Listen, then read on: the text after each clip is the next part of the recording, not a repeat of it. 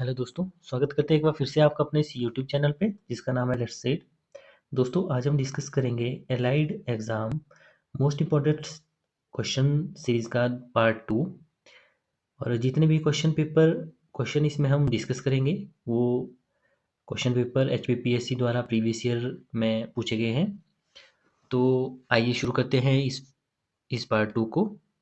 इसमें जो क्वेश्चन है वो आपके दोनों लैंग्वेज में है, हिंदी और इंग्लिश में। तो पहला क्वेश्चन है इसमें, match match list one with list two, choose the correct answer from the given option. तो आपके पास दो लिस्टें दी गई है, वैली और लोकेशन की। एक साइड वैली दी गई है लिस्ट वन में, और लिस्ट टू में आपकी लोकेशन दी गई है कि ये जो वैली है ये किस लोकेशन पे है वो आपने बतानी है। और साथ में जो कोड दिए गए हैं, इन कोडों के माध्यम से इसका करेक्ट आंसर बताना है। ठीक है, साथ में जो है ये आपका हिंदी में भी ये क्वेश्चन है, आप इसको पॉज करके पढ़ सकते हैं और एज ए मॉक इसको आप जो है सॉल्व कर सकते हैं। ठीक है, तो इसको डिस्कस करते हैं। इसमें वैली, जो पहली वैली बताई है ऑप्शन ए में, इसमें है वो वैली। ठीक है, दूसरी है अमला बिमला वैली, तीसरी है ह्यूडन वैली, चौथी है हंगरंग वैली। ठीक है, जो लोकेशन बताई गई है आपको, एक मंडी बताई गई है, दूसरी किन्नौर, तीसरी है कांगड़ा, चौथे आपकी चंबा। ठीक है, साथ में इसके जो है कोड भी दिए गए हैं, ऑप्शन ABCD करके आपको सब ऑप्शन दिए गए हैं। आपने बताना है कि कौन सा ऑप्शन सही है। ठीक है, कौन सी वैली किस लोकेशन पे है। ठीक है, तो पहली जो वैली है आपकी वो है आपकी बोह वैली। ठीक है, ये कहाँ पड़ती है आपकी, ये पड़ती है आपकी कांगड़ा में। ठीक है, तो ये हो गया आपका ए का जो राइट आंसर है वो है आपका सी, कांगड़ा। कांगड़ा किससे कहाँ पड़ती है, शाहपुर में, शाहपुर। ठीक है, दूसरी है आपकी आंवला बिमला वैली। ठीक है, ये कहाँ पड़ती है आपकी, ये पड़ती है आपकी मंडी में। मंडी में कहाँ, करसोग में। करसोग में ये जो है दो जलधाराएं हैं जो उत्तर में जो है आपकी शिकारी से स्टार्ट होती है, शिकारी से आपकी स्टार्ट होती है। ठीक है, शिकारी देवी जो टेम्पल है वहां से स्टार्ट होती है, और ये साथ में कहाँ मिलती है, ये आपकी सतलुज में मिलती है। ठीक है, तीसरी है आपकी ह्यूडन वैली। ह्यूडन वैली कहाँ है, ये आपकी चंबा में। ठीक है, चंबा, चंबा में कहाँ है ये है आपकी सब वैली ऑफ, कहाँ, किसकी, आपकी पांगी वैली की। ठीक है, पांगी वैली की। ठीक है, इसको जो है ह्यूडन भटोरी भी बोलते हैं। ठीक है, चौथी है आपकी हंगरंग वैली। हंगरंग वैली कहाँ पड़ती है आपकी, किन्नौर में। ठीक है, किन्नौर में, किन्नौर में कहाँ है ये है आपकी, ये बॉर्डर बनाती है तिब्बत के साथ। ठीक है, दूसरा इसके साथ जो है कौन सी रिवर बहती है, आपकी स्पीति रिवर। ठीक है, इस तरह से ये जो सारी हमने डिस्कस की, एक्सप्लेन भी किया इसको।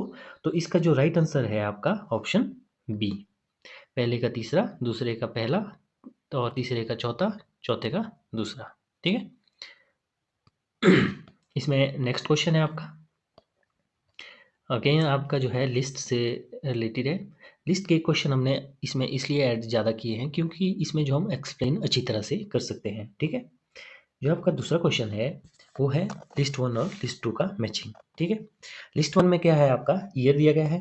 ठीक है, लिस्ट टू में क्या दिया गया है, child sex ratio of Himachal Pradesh. Himachal के जो चाइल्ड की सेक्स रेशो है वो दी गई है। ठीक है, चलो हिंदी में भी आपको ये क्वेश्चन दिखा देते हैं, आप इसको पॉज करके खुद करने की कोशिश करें। और आप देख रहे होंगे ईयर में फर्स्ट है आपको दिया हुआ 1981, दूसरा है 1991, तीसरा है 2001, 2011। ठीक है, चाइल्ड सेक्स रेशियो में क्या है, 951, 909, 996, 971। ठीक है, आपने बताना है कि मैं 1981 में हिमाचल की चाइल्ड सेक्स रेशियो कितनी थी। ठीक है, तो 1981 में आपकी चाइल्ड सेक्स रेशियो थी 971। ठीक है, 1991 में कितनी थी आपकी, 951। ठीक है, और 2001 में कितनी थी आपकी, 896। 2011 में कितनी थी आपकी, 909। ठीक है, तो इस तरह से आपका जो है राइट आंसर क्या हो जाएगा आपका, ऑप्शन सी। ठीक है, पहले का चौथा, दूसरे का पहला, तीसरे का तीसरा, चौथे का दूसरा। ठीक है, चलो थोड़ी सी और इन्फॉर्मेशन देते हैं आपकी चाइल्ड सेक्स रेशियो के अनुसार क्या है हिमाचल प्रदेश में। देखो चाइल्ड सेक्स रेशियो जो है हिमाचल प्रदेश में हाईएस्ट का है, हाईएस्ट है आपका लाहौल स्पीति में। ठीक है, लाहौल स्पीति का कितना है 1033।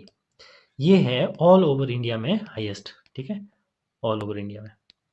दूसरा है कि child sex ratio lowest, lowest कहाँ है, लोएस्ट है आपका ऊना में। कितना है आपका ऊना में 875, 875 जो है ऊना में चाइल्ड सेक्स रेशियो है, ये हिमाचल का लोएस्ट है। ठीक है, अब अगर ओवरऑल हम सेक्स रेशियो की बात करें, ठीक है, सेक्स रेशियो की बात करें हिमाचल की, एचपी का जो ओवरऑल चाइल्ड सेक्स रेशियो है वो कितना है आपका 972।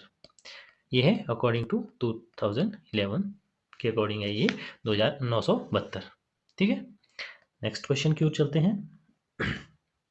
नेक्स्ट क्वेश्चन है आपका क्वेश्चन नंबर 3। क्वेश्चन नंबर 3 क्या बोलता है, which of the following statement are is and are not correct. इन चार या आपके पास स्टेटमेंट दी गई है, आपने बताना है कि कौन सी स्टेटमेंट जो है इसमें करेक्ट नहीं है, इनकरेक्ट है। ठीक है, तो इसमें फर्स्ट स्टेटमेंट है आपकी, आप जो हिंदी में पढ़ सकते हैं इंग्लिश में भी पढ़ सकते हैं। ठीक है, फर्स्ट स्टेटमेंट है the battle of Nadaun was fought between Raja Bhimchand of Kahlur and Mughals. दूसरी स्टेटमेंट है in the battle of Dalog Raja Janardan of Chamba was defeated. Third है आपकी Raja of Hindur Harichand was killed by Guru Govind Singh in the battle of Baghani. Next है आपकी चौथी statement the Gurkhas defeated the Kangra forces at Mahal Morian इन 1806, 1806 में। ठीक है, पहली जो स्टेटमेंट है आपकी इसको डिस्कस करते हैं। नदौन की लड़ाई जो है कहलूर के राजा भीमचंद और मुगलों के बीच में लड़ी गई थी। ठीक है, ये बिल्कुल सही है। ठीक है, ये जो है आपकी राजा भीमचंद, ठीक है, और मुगल्स के बीच में, कहलूर के राजा भीमचंद था और मुगल्स के बीच में लड़ी गई। तो मुगल को जो है किसने मुगल का जो सेनापति था, ठीक है, वो कौन था आपका अलीफ खान। ठीक है, इसने जो इसको हेड किया था। ठीक है, हेड किया था। इसके अंदर जो है ये युद्ध हुआ था कहलूर के राजा और मुगल के राजा के बीच में। ठीक है, ये बिल्कुल सही स्टेटमेंट है। जो आपका दूसरी स्टेटमेंट है, पहली स्टेटमेंट सही है, दूसरी है in the battle of Dalog Raja Janardan of Chamba was defeated. Dalog के युद्ध में चंबा का राजा जनार्दन की जो है हार हुई, ये भी बिल्कुल सही है। ये जो है आपका जो दलोग का युद्ध हुआ था, ये हुआ था चंबा के राजा जनार्दन और किसके बीच में हुआ था, नूरपुर के राजा के बीच में। ठीक है, नूरपुर के राजा के बीच में कब हुआ था 1623 ईस्वी में। ठीक है, दूसरी स्टेटमेंट भी सही होगी। थर्ड स्टेटमेंट जो थी आपकी कि हिंदूर के राजा हरिचंद को बघानी की लड़ाई में गुरु गोविंद सिंह ने मार दिया था। ठीक है, तो ये भी जो है स्टेटमेंट आपकी तीसरी स्टेटमेंट बिल्कुल सही है। ठीक है, जो बघानी की जो लड़ाई हुई थी उसमें जो है गोविंद सिंह ने हरिचंद को, जो हिंदूर का राजा था, उसको मार दिया था। ठीक है, तो ये जो युद्ध हुआ था ये क्यों हुआ था, इसमें जो मेन कारण था आपका वाइट जो एलिफेंट थे, एलिफेंट थे। ठीक है, जो वाइट एलिफेंट थे ये जो है असम के राजा ने गुरु गोविंद सिंह को दिए थे, असम के राजा ने। ठीक है, तो जो असम का राजा था वो रतन सिंह था, उसने जो है ये गुरु गोविंद सिंह को दिए। इसकी वजह से जो है आपका हरिचंद और गुरु गोविंद सिंह के बीच में लड़ाई होगी बगाने की। ठीक है, नेक्स्ट है आपका चौथी स्टेटमेंट कि 1806 में महल मोरियन में गोरखाओं ने कांगड़ा सेना को हराया था। ठीक है, ये भी बिल्कुल सही है। ये जो आपकी 1806 में महल मोरियन जो आपकी स्थान था, वहाँ जो है गोरखा फोर्स, गोरखाओं को जो है कांगड़ा सेना, गोरखाओं ने जो है कांगड़ा सेना को हराया था। तो क्या हो गया, ये सभी जो स्टेटमेंट है सही है, all of above are, all of above is सही। ठीक है, करेक्ट। तो बी जो इसका राइट आंसर हो गया। ठीक है, तो नेक्स्ट क्वेश्चन है आपका क्वेश्चन नंबर 4। क्वेश्चन नंबर 4 क्या बोलता है, select the correct statement from the following. जो यहाँ पर चार आपको आपके पास स्टेटमेंटें दी गई है, आपको जो करेक्ट स्टेटमेंट लगती है उसको आपने जो है ऑप्शन में टिक करना है। ठीक है, तो जो पहली आपकी स्टेटमेंट है वो है Koksar is located on the old trade route of from Himachal plain, Indian plain to the West Asia. दूसरी स्टेटमेंट है the coin of Audumbaras show that the tribe was worships of lord Vishnu. Third है in Mahabharata it is mention that the Audumbara is the name of Sheikh Vyas. Fourth है आपका the tribe republics of Himachal Pradesh were Sanga Janapad. ठीक है, तो ये 4 statement है, इसमें आपने करेक्ट स्टेटमेंट बतानी है. ठीक है, तो इसमें जो पहली स्टेटमेंट है आपकी वो है कि जो कोकसर भारतीय मैदान से पश्चिम एशिया तक के पुराने जो व्यापार मार्ग पर स्थित थे. ये बिल्कुल सही स्टेटमेंट है. ठीक है, जो दूसरी स्टेटमेंट थी, दूसरी है अदुम्बरा के सिक्कों से पता चलता है कि यह जनजाति भगवान विष्णु की उपासक थी. तो ये जो स्टेटमेंट है ये बिल्कुल गलत है, क्योंकि जो आपके अडुम्बरा थे वो जो है शिव उपासक थे. ठीक है, तो यहाँ बताया गया है विष्णु उपासक, जो गलत है. ठीक है, तो ये क्या होगी, दूसरी स्टेटमेंट क्या होगी आपकी गलत. तो पहली स्टेटमेंट आपकी सही है, दूसरी स्टेटमेंट आपकी गलत हो गई. ठीक है, थर्ड है आपकी, थर्ड में क्या बोला गया है, महाभारत में यह उल्लेख किया गया है कि ऋषि व्यास का नाम अदुम्बरा है. ठीक है, ये स्टेटमेंट जो है गलत है. क्यों? क्योंकि जो महाभारत है उसमें बताया गया है कि अदुम्बरा जो है विश्वामित्र के जो है विश्वामित्र के क्या थे, वंशज थे. ठीक है, वंशज थे, इसलिए जो है ये स्टेटमेंट गलत हो जाती है. ठीक है, फोर्थ है आपकी द ट्राइब जो हिमाचल के जनजातियों गणराज्य संघ जनपद थे. ठीक है, जो the tribe of republic of Himachal Pradesh Sangha Janapad के थे. ठीक है, ये बिल्कुल सही स्टेटमेंट है. ठीक है, ये स्टेटमेंट करेक्ट है. तो इसका मतलब है कि पहला और चौथा इसका राइट जो है ये स्टेटमेंट है. ठीक है, इसका राइट आंसर होगा ऑप्शन सी.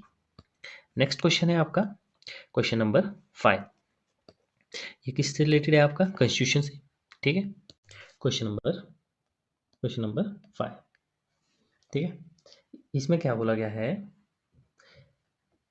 इसमें है आपका as per Indian constitution land reform comes under. ठीक है, ऑप्शन ए है कंकरेंट लिस्ट, ऑप्शन बी है in the state list, option C है आपका in the union list, option D है आपका ऑल ऑफ अबव. तो आपने इसमें करेक्ट आंसर बताना है कि जो लैंड रिफॉर्म होते हैं वो किस लिस्ट में आते हैं. तो वो आते हैं आपके स्टेट लिस्ट में. Option B is the right answer. तो कॉन्करेंट लिस्ट क्या है, जो कॉन्करेंट लिस्ट होती है इसमें जो है आपके कानून यूनियन गवर्नमेंट भी बना सकती है और स्टेट गवर्नमेंट भी बना सकती है. इसमें क्या है, इसमें जो है आपके जो सब्जेक्ट है, इसमें पहले 47 सब्जेक्ट थे, अब जो है इसमें 52 सब्जेक्ट है. ठीक है, तो इसमें जो मेन सब्जेक्ट है जैसे फॉरेस्ट है, ठीक है, एजुकेशन है, इंडस्ट्री है, ठीक है, लाइट है. तो ये जितने भी आपके सब्जेक्ट है इसमें जो है आपकी स्टेट गवर्नमेंट भी कानून बना सकती है और यूनियन गवर्नमेंट भी आपकी कानून बना सकती है. ठीक है, दूसरा है आपका स्टेट लिस्ट. स्टेट लिस्ट है उसमें जो है पहले 66 सब्जेक्ट थे, नाउ अब जो है इसमें 61 सब्जेक्ट है. ठीक है, इसमें होता है जैसे पुलिस है, ठीक है, पुलिस है, लोकल गवर्नेंस है, ठीक है, लोकल गवर्नेंस है. तीसरा आपका हॉस्पिटल है, ठीक है, एग्रीकल्चर है, लैंड से रिलेटेड है, ठीक है, फेयर एंड फेस्टिवल है. ठीक है, ये जो सारे आपके सब्जेक्ट है, मेन सब्जेक्ट मैं बता रहा हूँ, ये जितने भी सब्जेक्ट है आपके ये आते हैं आपके स्टेट लिस्ट में.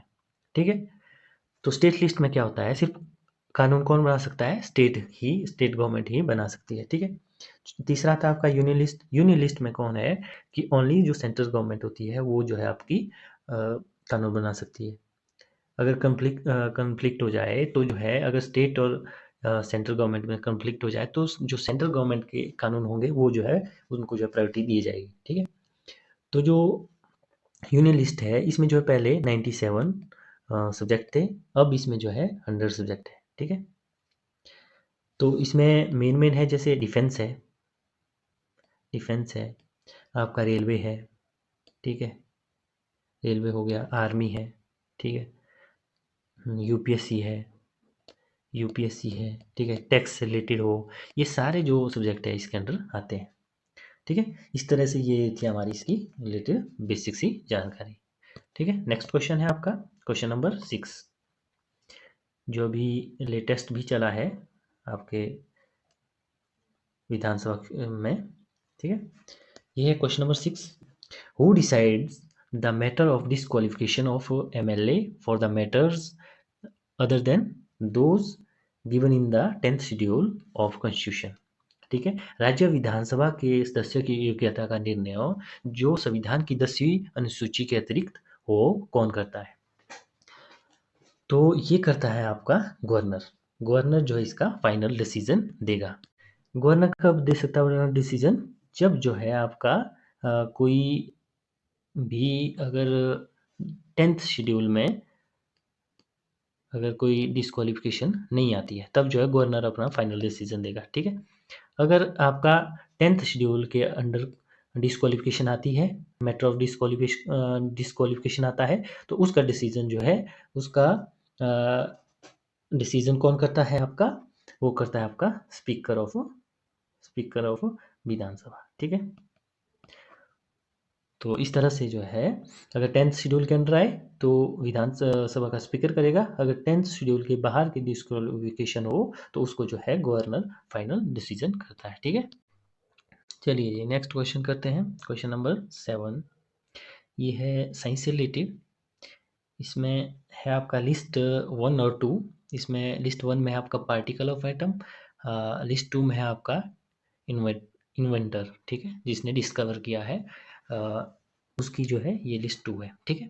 इसको आप हिंदी में भी पढ़ सकते हैं, इसके कोर्स दिए गए हैं, आप जो है करेक्ट आंसर इसमें अच्छा देख सकते हैं, ठीक है। तो इसको डिस्कस करते हैं, question number 7, list 1 and list 2, match list 1 and list 2, choose the correct answer from the given option. ये कोर्स दिए गए हैं, आपने देखना है कि कौन सा ऑप्शन जो है सही है, ठीक है। पहला जो आपका पार्टिकल दिया गया है वो है प्रोटॉन, दूसरा न्यूट्रॉन है, तीसरा इलेक्ट्रॉन है, चौथा पार्टिकल अल्फा पार्टिकल है। तो इन्वेंटर कौन कौन है आपका? चैडविक है, थॉमसन है, गोल्डस्टीन है, रदरफोर्ड है, ठीक है। तो जो प्रोटॉन है, प्रोटॉन को का इन्वेंटर कौन है आपका? प्रोटॉन का इन्वेंटर है गोल्डस्टीन, ई गोल्डस्टीन है, ठीक है। तो इसको कब डिस्कवर किया गया था? 1886 में, ठीक है। तो नेक्स्ट था आपका नेक्स्ट है न्यूट्रॉन। तो न्यूट्रॉन को न्यूट्रॉन का इन्वेंटर कौन है आपका? न्यूट्रॉन का इन्वेंटर है जेम्स चैडविक, ठीक है। ए जेम्स चैडविक, जेम्स चैडविक ने, ये जो है ब्रिटिश फिजिस्ट है, इसने जो है 1932 में इसको डिस्कवर किया था, ठीक है।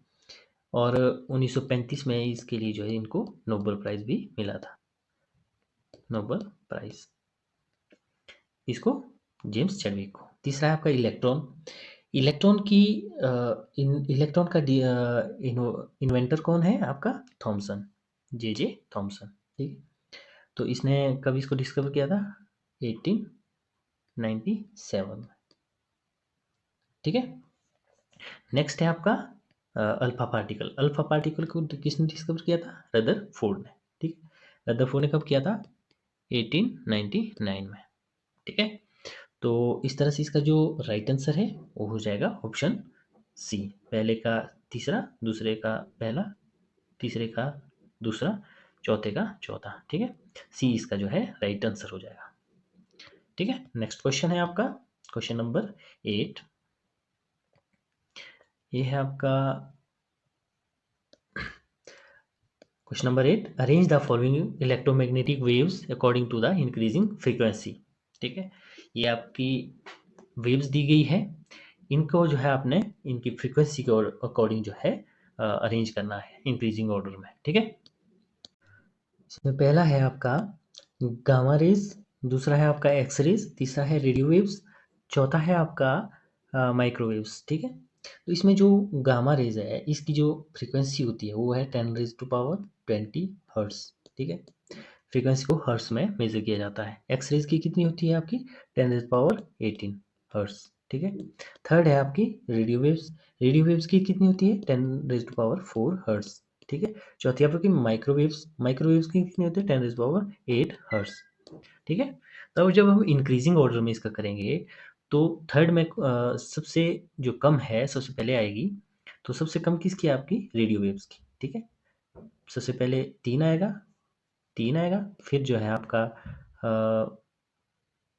चौथा आएगा माइक्रोवेव 10⁻8, ठीक है। फिर 2 आएगा, फिर आपका 1 आएगा। बोलने का मतलब है कि गामा रेज की फ्रीक्वेंसी जो है सबसे ज़्यादा होती है, ठीक है। तो ए इसका जो है राइट आंसर हो गया, 4 3 4 2 1, ठीक है। अगर हम एक होता है फ्रीक्वेंसी, दूसरा होता है आपका वेवलेंथ की बात करें, ठीक है। अगर हम वेवलेंथ की बात करते हैं तो वेवलेंथ क्या होती है, इसकी अपोजिट हो जाती है, ठीक है, फ्रीक्वेंसी की। जिसकी फ्रीक्वेंसी सबसे ज़्यादा होगी उसकी वेवलेंथ क्या होगी, सबसे कम होगी। बोलने का मतलब है कि जो गामा रेज है इसकी जो है सबसे कम वेवलेंथ होती है, ठीक है। वेवलेंथ इसकी लोएस्ट होती है। और रेडियो वेव्स जिसकी जो फ्रीक्वेंसी सबसे कम होती है, तो यहाँ जो है रेडियो वेव की फ्रीक्वेंसी सबसे ज़्यादा होती है। मतलब बोलने का मतलब है कि फ्रीक्वेंसी की फ्रीक्वेंसी की अपोजिट होती है आपकी वेवलेंथ, ठीक है, वेवलेंथ। इस तरह से ये आपका इलेक्ट्रोमैग्नेटिक जो वेव्स होती है उसका स्पेक्ट्रम के बारे में भी आ सकता है आपका, कि स्पेक्ट्रम जो इलेक्ट्रोमैग्नेटिक स्पेक्ट्रम लिखा हुआ हो सकता है, ठीक है। वो भी जो इसी तरह से अरेंज होता है, ठीक है। उसमें भी जिसकी फ्रीक्वेंसी ज़्यादा होगी उसकी वेवलेंथ कम होगी, ठीक है। जिसकी वेवलेंथ ज़्यादा होगी उसकी फ्रीक्वेंसी कम होगी, वाइस वर्सा है ये केस, ठीक है। नेक्स्ट क्वेश्चन है आपका क्वेश्चन नंबर 9। क्वेश्चन नंबर 9 क्या बोलता है, मिलान जो ग्लेशियर है is located in, Milan glacier is located in, option A है काराकोरम रीजन, ऑप्शन बी है Pir Panjal reason, option C है नेपाल रीजन, ऑप्शन डी है कुमाऊं गढ़वाल रीजन, ठीक है। जो भी रीजन इसमें सही है वो आपने ये करना है, करेक्ट करना है, ठीक है। मिलाम जो ग्लेशियर है आपका, ये है आपका कुमायूं गढ़वाल रीजन में, कुमायूं गढ़वाल क्षेत्र में जो ये पड़ता है, ठीक है। तो इससे रिलेटेड थोड़ी सी और इन्फॉर्मेशन डिस्कस करते हैं।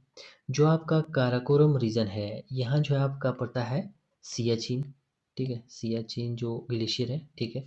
एक पड़ता है यहाँ पर बेफो ग्लेशियर, ये मेन ग्लेशियर है जो यहाँ पड़ते हैं, ठीक है। दूसरा है आपका पीर पंजाल जो रीजन है, जो पीर पंजाल क्षेत्र है यहाँ पड़ते हैं आपके, जैसे सोना पानी है, ठीक है, बड़ा शिगड़ी है, इस तरह के ग्लेशियर जो है यहाँ पड़ते हैं, ठीक है, बड़ा शिगड़ी। तो जो तीसरा है आपका नेपाल रीजन, जो नेपाल क्षेत्र है यहाँ जो है आपका, यहाँ पड़ता है आपका खम्बू, ठीक है। दूसरा पड़ता है इसमें अमजा, ये ग्लेशियर यहाँ पड़ते हैं, ये यहाँ के फेमस फेमस ग्लेशियर है, ठीक है। जो नेक्स्ट क्वेश्चन है आपका question number 10, Zojila pass is located in, Zojila pass स्थित है, कहाँ स्थित है आपका, ऑप्शन है आपके पंजाब हिमालयाज, कुमायूं हिमालयाज, नेपाल हिमालयाज, असम हिमालयाज। तो ये आपने बताना है कौन सा जोजिला पास किस हिमालय में पड़ता है, ठीक है। तो इसका राइट आंसर है आपका, जोजिला पड़ता है आपका पंजाब हिमालय में, option C is the right answer, ठीक है। पंजाब में, सॉरी, पंजाब में, पंजाब हिमालयाज में पड़ता है, option A is the right answer, ठीक है। तो इससे रिलेटेड कुछ और जानकारी डिस्कस करते हैं।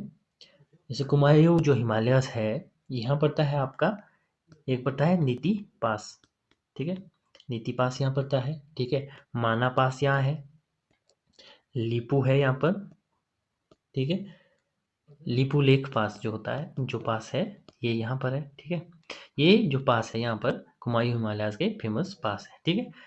तीसरा है आपका नेपाल हिमालयाज, नेपाल हिमालयाज में आपका पड़ता है कानगला, कानगला, ठीक है, कांगला पास यहाँ का फेमस है, ठीक है। लास्ट है आपका असम हिमालयाज, असम में पड़ता है आपका दिहांग, ठीक है। जो आपका बोमदिला है, बोमदिला पास, ये पास जो है यहाँ पड़ते हैं, ठीक है। तो जोजिला पास लोकेटेड इन पंजाब हिमालयास। ठीक है, नेक्स्ट क्वेश्चन है आपका question number 11। Turkey is located between. Turkey निम्नलिखित में से किसके मध्य है? आपके पास दो सी दिए गए हैं, इन दोनों कौन से दो सी के बीच में ये पड़ता है? पहला ऑप्शन है आपका ब्लैक सी और कैस्पियन सी, दूसरा है ब्लैक सी और मेडिटेरियन सी, तीसरा है gulf of Suez and Mediterranean sea, चौथा है dead sea and black sea के बीच में। आपने बताना है इन चार में से कौन सा ऑप्शन सही है। तो जो टर्की जो आपका पड़ता है, ये पड़ता है आपका ब्लैक और मेडिटेरियन सी के बीच में। Option B is the right answer. ठीक है, जो आपका ब्लैक सी और कैस्पियन सी है, इसके बीच में पड़ता है आपका सी ऑफ मरमरा। ठीक है, सी ऑफ मरमरा पड़ता है ब्लैक सी और कैस्पियन सी के बीच में। ठीक है, जो आपका जो गल्फ ऑफ सुइज है, ये कनेक्ट करती है आपकी मेडिटेरियन सी और रेड सी को। ठीक है, जो आपकी गल्फ ऑफ सुइज है, ये करती है मेडिटेरियन सी और रेड सी को कनेक्ट। ठीक है, जो डेड सी है आपका सबसे खारे पानी की लेक। ठीक है, लेक है ये सबसे खारे पानी की इन द वर्ल्ड। ठीक है, ये होगी इससे रिलेटेड सारी जानकारी। नेक्स्ट क्वेश्चन है आपका क्वेश्चन नंबर 12। क्वेश्चन नंबर 12 में क्या बोला गया है? Arrange the following atmospheric layers in the correct order from the surface of earth. तो इसमें चार आपको लेयर दी गई है और जिनको आपने जो है अरेंज करना है। इसमें पहली लेयर है आपकी मेसोस्फीयर, दूसरी है ट्रोपोस्फीयर, तीसरी है थर्मोस्फीयर, चौथी आपकी स्ट्रेटोस्फीयर। ठीक है, जो सबसे आपकी पहली जो सरफेस से ऊपर आपकी लेयर आती है एटमॉस्फेयर में, तो वो आती है आपकी ट्रोपोस्फीयर। तो जो ऑप्शन 2 है वो सबसे पहले आएगा। दूसरे में क्या आता है? स्ट्रेटोस्फीयर, फिर आ गया स्ट्रेटोस्फीयर, फिर आता है आपका, उसके बाद कौन सा आता है आपका तीसरे नंबर पे? मीजोस्फीयर। ठीक है, चौथे के बाद एक, फिर आता है आपका थर्मोस्फीयर, फिर आता है 3। 2 4 1 3, 2 4 1 3, option C is the right answer. इस तरह से जो है आपकी जो एटमॉस्फेरिक लेयर्स होती है वो जो है एग्जिस्ट होती है। ठीक है, नेक्स्ट क्वेश्चन है आपका क्वेश्चन नंबर 13। ये फिर से आपका रिलेटेड है आपका लिस्ट 1 से 1 एंड 2 के को मैच करने से रिलेटेड। ठीक है, ये आप हिंदी में भी इस क्वेश्चन को पढ़ सकते हैं। इसमें जो लिस्ट 1 में है वो है आपके नेम ऑफ फेस्टिवल, जो लिस्ट 2 है आपकी वो है आपकी नेम ऑफ द स्टेट। ये जो फेस्टिवल है किस स्टेट में ये होते हैं। ठीक है, तो लिस्ट 1 जब हम बात करेंगे तो इसमें है पहला उगादी, दूसरा है आपका बस्तर दशहरा, तीसरा है आपका भोगाली बिहू, चौथा है आपका गोची। तो जो स्टेट है आपका हिमाचल प्रदेश है, असम है, आंध्र प्रदेश है, छत्तीसगढ़ है। ठीक है, तो आपने बताना है जो ये उगादी जो फेस्टिवल है ये कौन से स्टेट में मनाया जाता है। ठीक है, ये मनाया जाता है आपका उगादी, ये मनाया जाता है आंध्र प्रदेश में। कब मनाया जाता है? अकॉर्डिंग टू हिंदू कैलेंडर के अकॉर्डिंग ये जो है मंथ ऑफ चैत्र। ठीक है, चैत्र में मनाया जाता है। तो इसका मीनिंग क्या होता है? Beginning of the year, beginning of the year. ठीक है, इसका मीनिंग होता है। दूसरा है आपका बस्तर दशहरा। ये जो दशहरा है ये कहाँ मनाया जाता है? ये मनाया जाता है आपका छत्तीसगढ़ में। ठीक है, युगादि मनाया जाता है आंध्र प्रदेश में, बस्तर दशहरा कहाँ मनाया जाता है? छत्तीसगढ़ में। तो इसको जो है स्टार्ट किया था आपके जो छत्तीसगढ़ के राजा थे, उन्होंने ये स्टार्ट किया था। उनका नाम क्या था? शोत्तम देव, उन्होंने जो इसको स्टार्ट किया था। तीसरा है आपका भगोली बिहू, ये कहाँ मनाया जाता है? असम में। ठीक है, असम में ये मनाया जाता है, ये मनाया जाता है जन और फेब में। ठीक है, जैन और फेब में इसको मनाते हैं। इसको जो है माघ बिहू भी कहा जाता है। अगर आपसे पूछ लिया जाए कि जो जो भोगोली बिहू होता है उसको और क्या बोला जाता है, उसको जो है माघ बिहू के नाम से भी जाना जाता है। ठीक है, नेक्स्ट है आपका गोची। गोची कहाँ मनाया जाता है? गोची मनाया जाता है आपका हिमाचल प्रदेश में। ठीक है, कहाँ मनाया जाता है? ये मनाया जाता है चंद्रा और भागावली में। बागा वैली।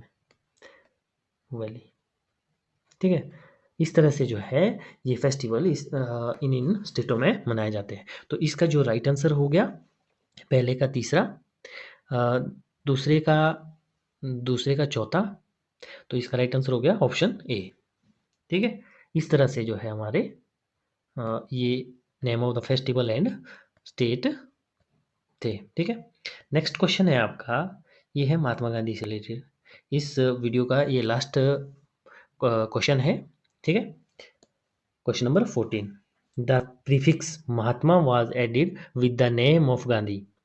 गांधी के नाम के साथ उपसर्ग महात्मा जोड़ा गया था। तो इसका ऑप्शन ए है ड्यूरिंग चंपारण सत्याग्रह, ऑप्शन बी है ड्यूरिंग सत्याग्रह अगेंस्ट रॉलेट एक्ट। ठीक है, थर्ड है in the Amritsar session of Indian national Congress 1919। ठीक है, चौथा है एट द बिगिनिंग ऑफ खिलाफत मूवमेंट। ठीक है, ये चार ऑप्शन है, कौन सा ऑप्शन इसमें राइट है इसको आपने टिक करना है। तो इसका राइट आंसर है ऑप्शन ए ड्यूरिंग चंपारण सत्याग्रह। तो चंपारण जो सत्याग्रह कब हुआ था, ये हुआ था 1917 में। ठीक है, क्यों हुआ था ये, यहाँ जो प्रॉब्लम थी तीन कठिया की। ठीक है, तीन कठिया सिस्टम, ये क्यों था, ये जो इंडिगो जो नील की खेती होती थी, ठीक है, उसके लिए जो है 3 बटा जो 20 प्रतिशत लैंड में जो इसको ग्रो करना था, इसके रिगार्डिंग जो है ये हुआ था। ठीक है, सत्याग्रह। तो जो दूसरा है इसमें सत्याग्रह अगेंस्ट जो रॉलेट एक्ट था, ये कब हुआ था 1919 में। ठीक है, जो तीसरा था आपका तीसरा है ये इंडियन नेशनल कांग्रेस है 1919 का जो सेशन था, ये कहाँ हुआ था, ये हुआ था आपका अमृतसर में। ठीक है, अमृतसर में हुआ था, ये हुआ था 34th ये सेशन था। इसका जो है अध्यक्ष किसको बनाया गया था, मोतीलाल नेहरू को। ठीक है, अमृतसर जो सेशन हुआ था उसमें जो मोतीलाल नेहरू को आपका अध्यक्ष बनाया गया था। ठीक है, जो आपका खिलाफत आंदोलन था, ये कब हुआ था 1919 में। ठीक है, ये क्यों हुआ था, जो आपका हिंदू और मुस्लिम को एकजुट करने के लिए ये हुआ था। ठीक है, तो इस तरह से थे ये जो 14 क्वेश्चन थे, इनको हमने डिस्कस किया और साथ ही साथ इन क्वेश्चनों को एक्सप्लेन भी किया। अगर आपको ये जानकारी जो है इम्पोर्टेंट लगी हो तो आप इसको अपने दोस्तों के साथ भी शेयर कर सकते हैं। और अगर आपने हमारे चैनल को लाइक और सब्सक्राइब नहीं किया है तो आप हमारे चैनल को सब्सक्राइब कर सकते हैं। Thanks for watching.